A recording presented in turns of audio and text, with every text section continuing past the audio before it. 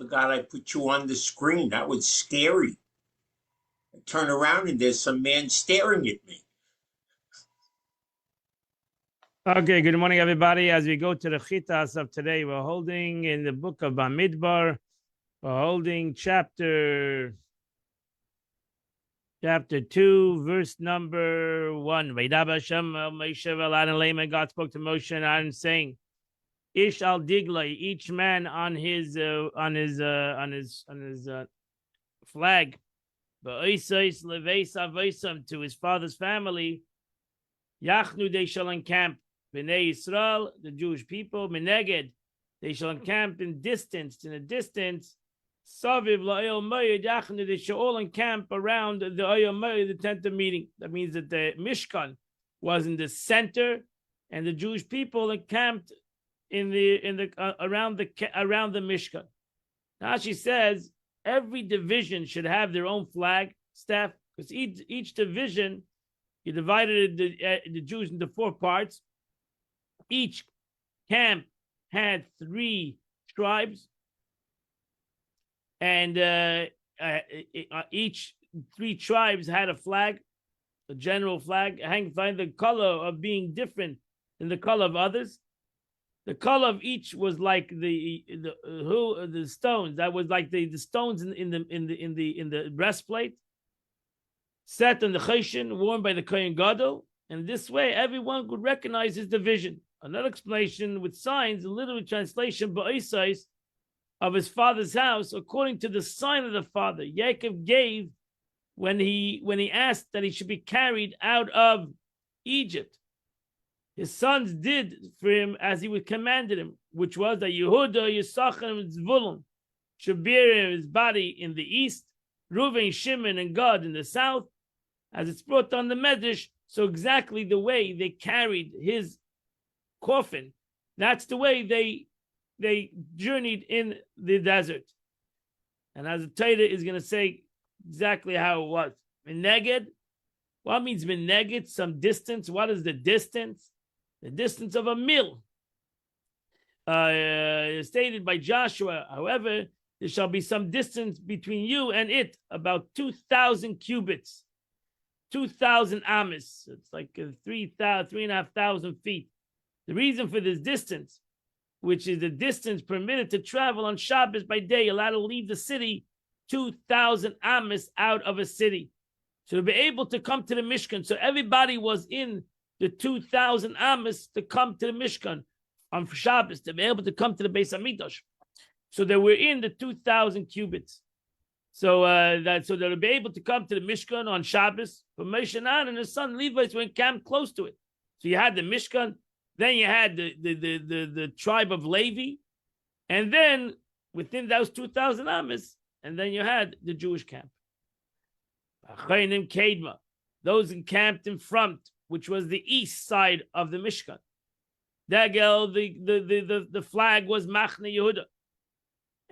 Was the flag of the tribe of Yehuda, when Nasi lived in Yehuda, and the leader of the tribe Yehuda was Nachshon ben Aminadab.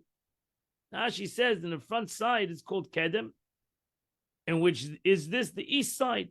The west side is called the near side of the world. So the east side is the front. That's the way the front of the Mishkan was in the east side, and the back of the Mishkan was on the west side. That's why the western wall is the back of the Mishkan. That means the door of the Mishkan was always facing the east side. And even in the desert, the door of the Mishkan was facing the east side. And their number of the tribe of Yehuda was Abba and Meshivim Elef, was 74,600. Mata, together with him, was Mata Yisachar, was the tribe of Yisachar, Benasiv ne Yisachar, and the head of the tribe of Yisachar was the son of Ben Tzur. Utzvar Kudav, in his counting of the tribe of Yisachar, was Abba and Chamishim Elef, was 54,000. 400. And then together with them was Mata Zevulun, was a tribe of Zevulun. And then the leader of the tribe of Zevulun was Eliyahu ben Chelek. Utzah Bekudav, and his count of his tribe of men over 20 was Shiva Chamishim Elef, was 75,000. Rabbi Meis, 57,000, I'm sorry. Rabbi Meis and 400. Call up a kudim. So that means all, if you take the entire group of the tribe of Yehuda and the tribe of Yisachar and the tribe of Zvulun, was Ma'as Elef V'Shmeinim Elef, was 180. Sheish Melafim, 186,000. Rabbi Meis, and there were 400 the tzavaisim to the legions. Yishaynam Yisrael, they were the first to travel. They were on the east side. They were the front, so they were the first to travel. Rashi says, what does that mean? When the cloud was seen departing, when they saw that the Anan was lifting off of the Mishkan, the Kohanim would sound the trumpets. The camp of Yehuda would set off first. They were the first to journey. And when they traveled, they journeyed forward, retaining the same position in which they camped. The Levites and the wagons were in the center. The division of Yehuda was the east. That of Reuven was the south. That of Ephraim was the west. And Dan was the back, the north. And that's the way they camped. That's how it says. So Yehuda was in the east. Degel, Machne, Reuven. Then you had the Degel of the tribe of Reuven. Was Taimana was in the south. The tzavaisim to the Kaim. Nasil de Reuven, the head of the tribe of Reuven, was Elitzur ben Shtuyar. Verse 11. That's why we do the Shishav and its numbers was 46,000. I'm sorry. Chamesh Meis 500. Allah together with Reuven was Mate Shimon, was the tribe of Shimon. Nasil de Shimon, the head of the tribe of Shimon, was Shlumiel ben Tzur Shaddai. With Tzva Pekudov in his counting was Tisha v'Chamishim Elef 59,000. Leishmeis 300. Umate God, together with Reuven, Shimon was God. With Nasil b'nei God, Eliyasa ben Ru'el. Utzva Pekudov in his counting was Hamishim v'Aboyim Elef, was 45,000. Sheish Meyais v'Chamishim and 650. Kala Pekudim, the Mate Reuven, all of the tribe of Reuven was Ma'as Elef, was 151,000. V'Rabba Meis and 400. V'Chamishim and 50 Litzavaisam to the legion Shneim Yisrael. They were the ones who traveled, the second ones to travel from the south. Rashi says, next verse 17, V'nasa Degel, V'nasa El-Mayid, then the El-Mayid will travel, Machna HaLeviim, the tribe, the camping of Leviim, V'seicha Machna is in between the camps, Kashayachnu Ken Yisrael, as they encamped, so shall they travel. Ishal Yadei Ledigleim, each one man to his place by his division. She says, V'nasa El-Mayid, those are the two divisions. After there's two divisions, the one to the east and the one to the south, Kashayachnu Ken Yisrael, as I explained, they journeyed as they encamped, each division marching in its designated side. Al Yadei, which means that when the Jewish people traveled, it's not like you see in pictures, they traveled in one row. They traveled. The journey took 2 miles. There was 2 miles more than 2 miles in its width. Al Yadei, al Mekaymei, on the hand, on its place. The word Yad, not depart from the usual meaning, the direction of his side. Al Yadei, that means by his hands closest to him, within the reach of his hands. Verse 18, Degel Machne Ephraim. Then you had the legion, the division of the camp of Ephraim, which was in Yama, which was the west side. The Nasl of Ephraim, and the head of the tribe of Ephraim was Ishama ben Aminu. Utzva Pekudov in his counting was Abayim Elef, V'Chamesh Meir 40,500. V'Alamata Menashe, together with him was the tribe of Menashe.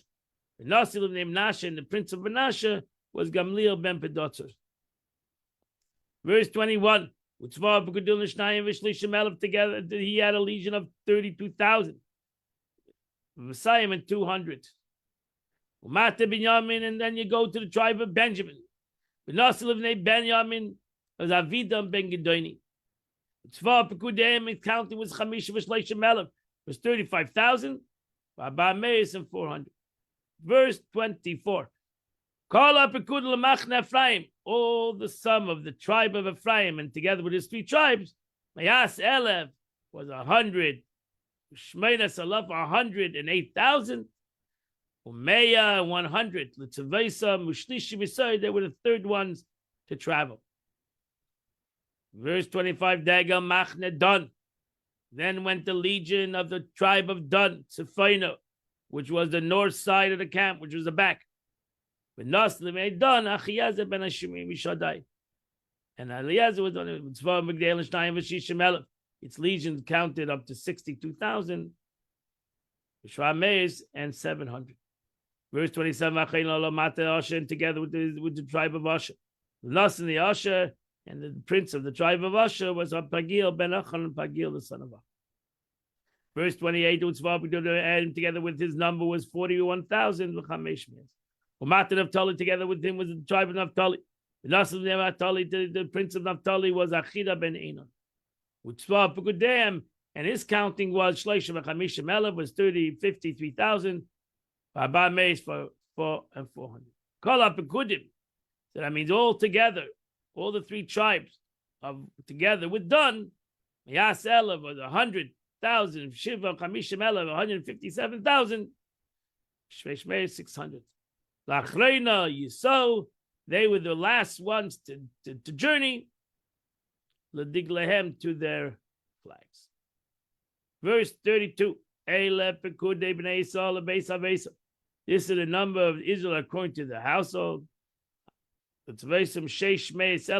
traveled 600, 603,000.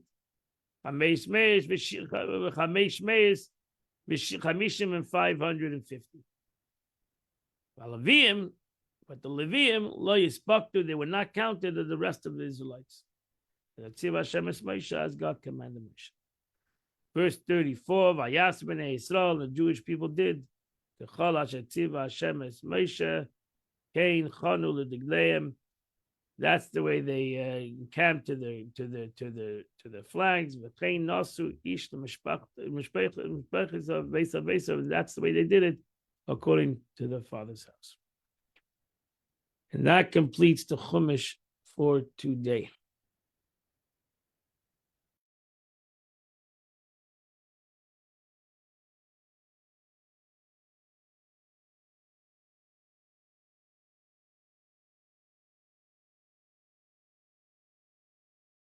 Okay, I'm sorry. We continue on chapter the end. We're finishing today, chapter 51 of Tanya. So there are merely to be vast quantities of eternal garments, the divine life force that would only be capable of creating spiritual beings and not physical beings. That's why the Eibishter made a tzimtzum, so that they'll be able to be an infinite concept, a finite concept.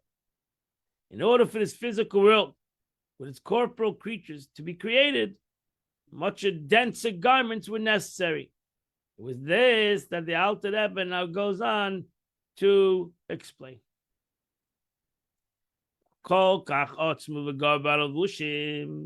These garments within the blessed and safe is invested.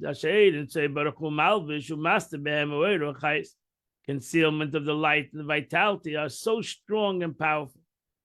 Just like the body is so strong and powerful that it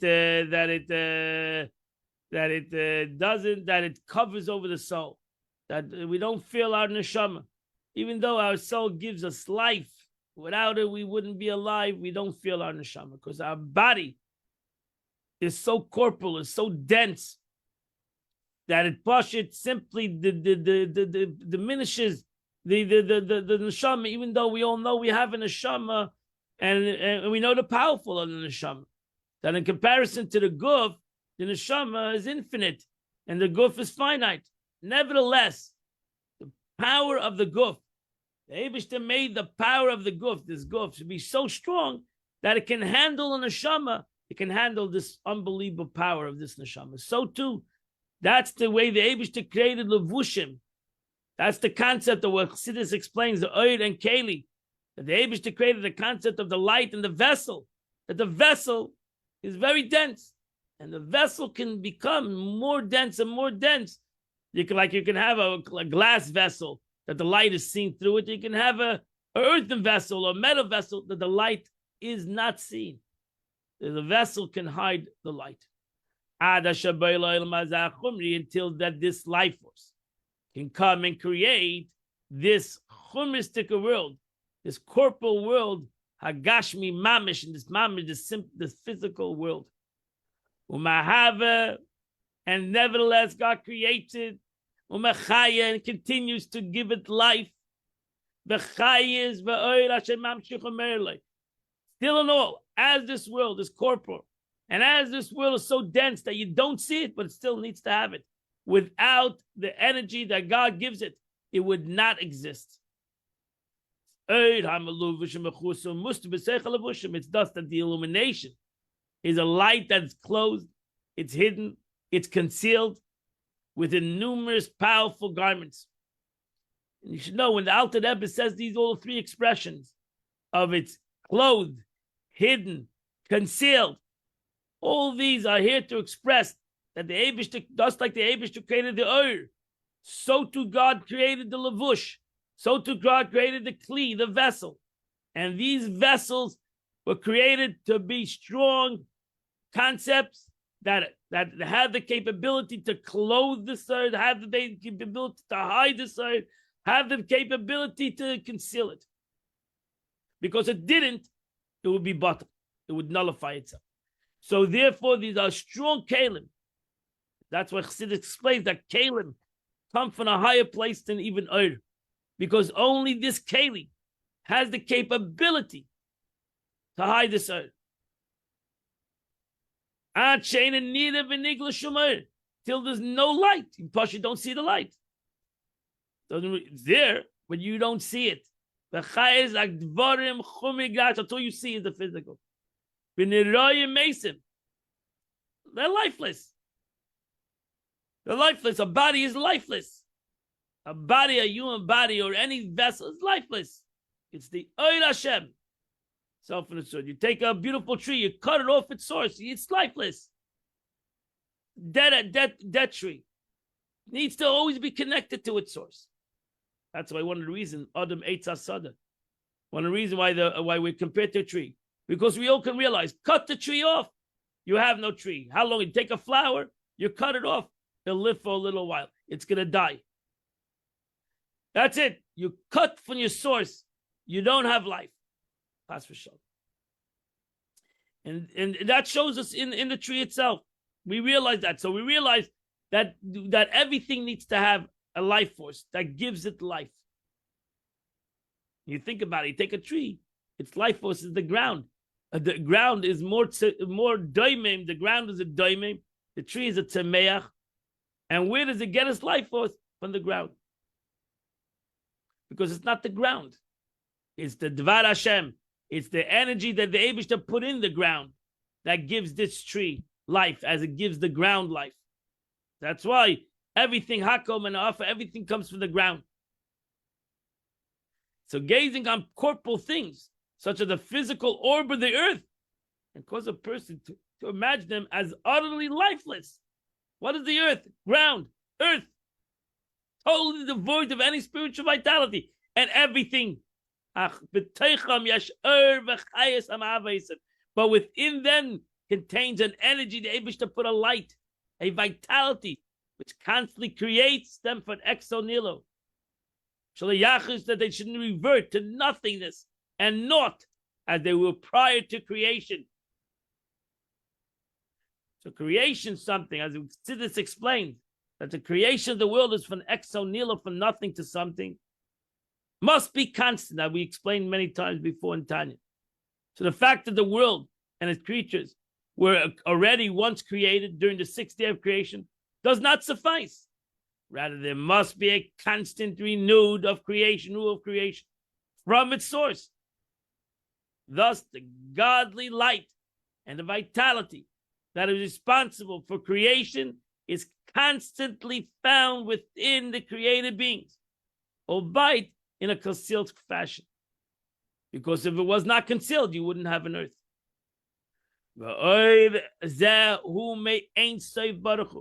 And we should realize that where does this power come from? It comes from God. It ain't safe. The way God is infinite. It came down into many garments. As it brought down in Kabbalah, Eitz Chaim, that the light and vitality of this physical orb of the earth,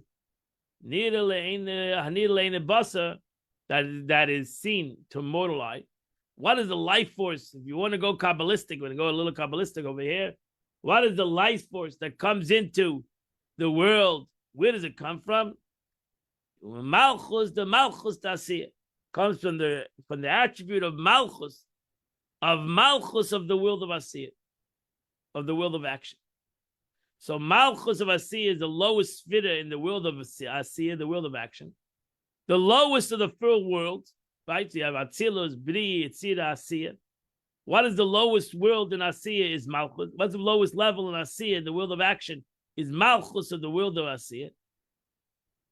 So, which is Malchus itself is made up of 10 spheres. Every sphere in the if you know every sphere, that's why there's 10 spheres, and number 100 is the milui, is the completion of the 10 spheres, because 10 times 10 is 100. So really 10 is a complete number, because 10 is one sphere in itself is 10, because each one has within it 10. And then you have 10 spheres. So you take 10 times 10 is 100. That's in milui. That's why 100 is a complete number. And Malchus, so you have Malchus of the world of Asiyah. That's the meaning. Malchus of Malchus. So you have Malchus is the attribute of Malchus has within a 10, and you have within a 10. So you have Malchus of the world of Asiyah, which represents the lowest degree of the lowest level in the world of Asiyah. But what's in this Malchus of in the world of Asiyah is Malchus, B'Seicha, Malchus Yetzirah. It contains Malchus of the world of Yetzirah, because Malchus of the world of Yetzirah comes into Chachma, into the highest level of the world of Asiyah. So ultimately, Malchus of Yetzirah is in Malchus of Asiyah. So the next world, highest world, the world of Yetzirah, and so on. Meaning within Malchus of Yetzirah, in turn, it contains Malchus of the world of Bria. So ultimately, what is in the world of Bria, which is the attribute that creates the world of Bria, is Malchus of the world of Atzilus. So ultimately, within all these worlds, is what? Is the Esses Spheres of the world of Atzilus. Within all of them, within the level of Malchus of every world, included the level of Malchus of the world of Asiyah, are contained the 10 spheres of the loftiest world, the world of Atzilus. Which what is Malchus, what is Atzilus ultimately connected to? Which is part of in the infinite, it's part of God's infinity. And therefore, ultimately, infinity, God's infinity, the infinite light of God is within all worlds. Thus, even the physical orb of the earth, godly light, contains godly light and vitality. This results from the light passing through the spheres of the various worlds. The spheres being the godly of each world. The spheres being the godliness of each world, as well as through the numerous powerful dense garments which serve as a concealment for this vitality. The difference between the higher and the lower worlds will be understood accordingly. Divine light and the life force which is revealed in a greater extent in the higher worlds than the lower. And within this physical world, the life force is completely concealed. However, this is only cases only primarily to relation to the illumination of godliness. God to the core essence of Ein Sof. So in the concept of revelation, one place is more revealed and one other place is less revealed. But in the aspect of the essence of God, there's truly exists no difference between the higher and the lower worlds. He is equally concealed from all, and he is equally found in all. And that's what we have to, that's the lesson and the most important thing to realize, that the Alter Rebbe is saying something over and over in different kinds of ways to teach us Emunas Hashem. What is the meaning of Emunas Hashem? That the Eibishter self and so God comes differently. God in essence comes differently in a way, the way he conceals himself, the way he reveals himself, so to say. The wrong word I use. In Revelation, there's a difference the way God reveals himself in this world and the way God reveals himself in the upper world. But the essence of God is exactly the same way as he's in the upper world. He's found in this world. He's equally found in all worlds exactly the same way. His essence is found in the world of Atzilus, or the world higher than Atzilus, and ultimately in this world. And that's one of the reasons. I hope that you're killing here. I went into a little bit of a freezing state over here. So that's why the reason is that we say in our blessing, Baruch Ata, but we have all these levels. Baruch Ata Hashem Elokeinu Melech Haolam. Baruch Ata is you. God is above every a name. And then Hashem Yud-Kei Vav-Kei, the way God comes into Atzilus, in the world of a finite, infinite world more. And then Elokeinu, the way God ultimately calls in the world of Bria. And Melech, the way God comes a Melech, goes into the world of, into the attribute of Malchus. And he comes, Ha'olam, he ultimately comes to the physical world. But ultimately, God is found in all worlds equally. My friends, today is the 27th day of the month, which is chapter 120 till chapter 134. I hope you can hear me all. I want to wish you a wonderful day. And in Mitzvah Hashem, tomorrow and Thursday and Friday, the Chitas class will be at 9 a.m. Thursday and Friday, the Chitas class will be at 9 a.m. Tell me if you can hear me. Yeah. Chitas class at 9 a.m. by Rabbi Kramer, and and he will do the Chitas for the next 2 days. I wish you all a wonderful and beautiful day, and I'm frozen on my part, so I wish you all a great day.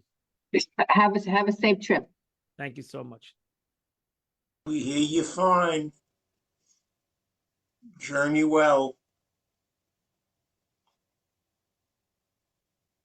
Mm.